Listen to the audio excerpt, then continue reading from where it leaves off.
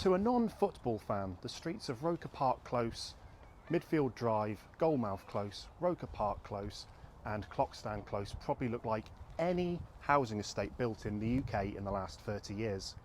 But this is hallowed ground, because here once stood the most intimidating football stadium in the country.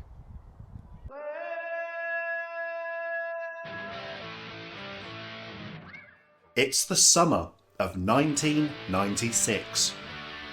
Oasis are preparing to play 2 nights at Nebworth, Ross and Rachel have split up again, and Sunderland have won the First Division. Just 1 year after taking the reins, Peter Reid has led Sunderland back to the top flight. But this time, it's going to be a different top flight. Sunderland were about to embark on their first ever season in the new worldwide phenomenon known as the Premier League. Powered by extensive Sky Sports coverage, the Premier League is transforming English football. And to be in the top flight is now more lucrative than ever before. It is imperative that Sunderland stay in the division. And as if the stakes weren't already high enough, there is another reason why the 1996-97 season is going to be one of the most important in Sunderland's history.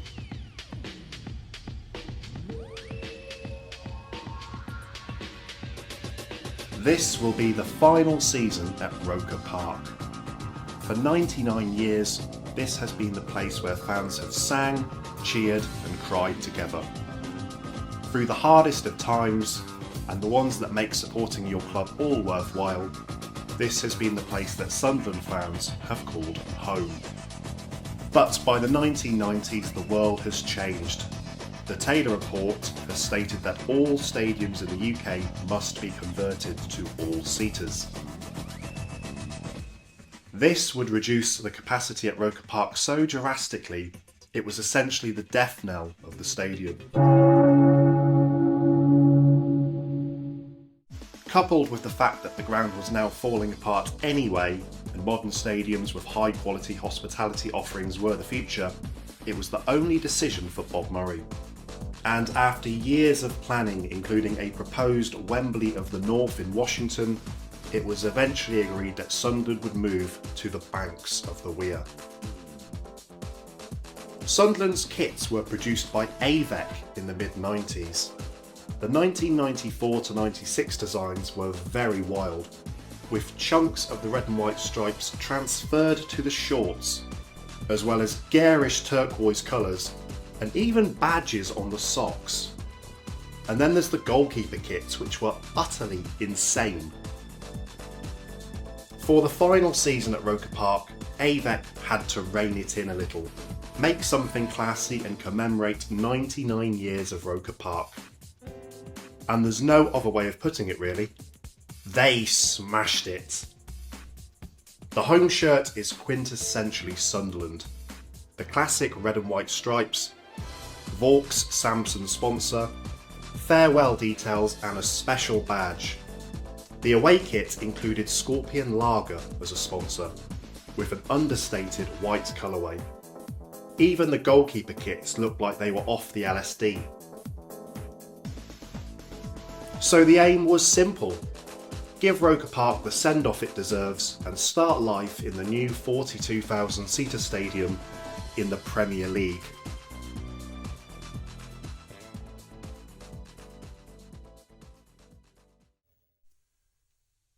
A busy transfer window saw the arrivals of Alex Ray, Lionel Perez, Darren Williams and Niall Quinn, among others. These were the stars that Bob Murray and Peter Reid thought would lead Sunderland to Premier League consolidation.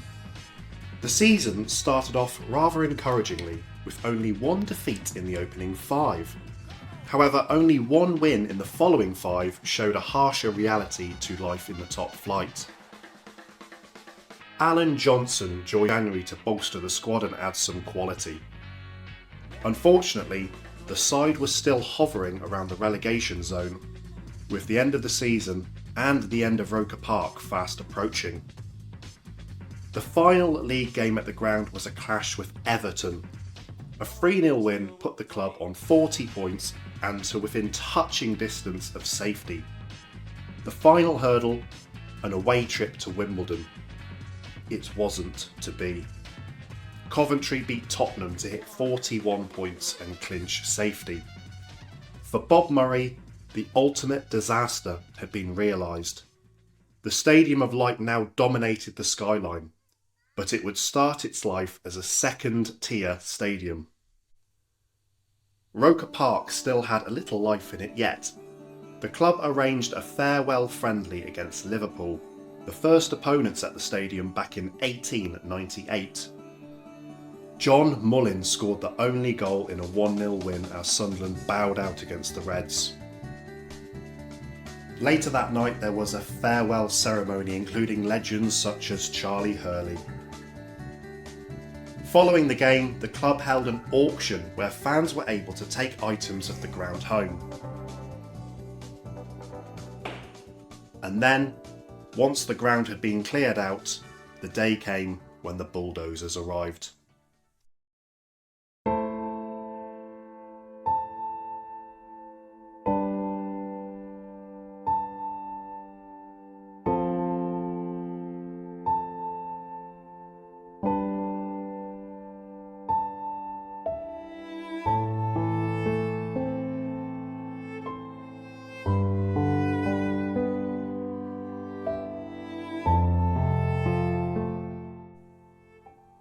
Over that summer, Roker Park was demolished.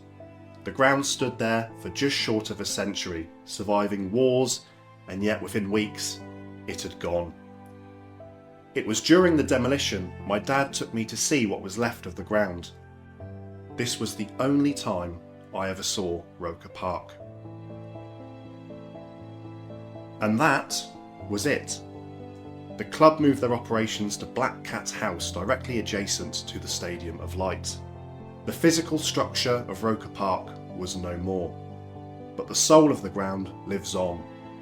The fans who passed through the turnstiles for 99 years still tell their favourite stories, and the famous Roker Roar has found its way down to the weir.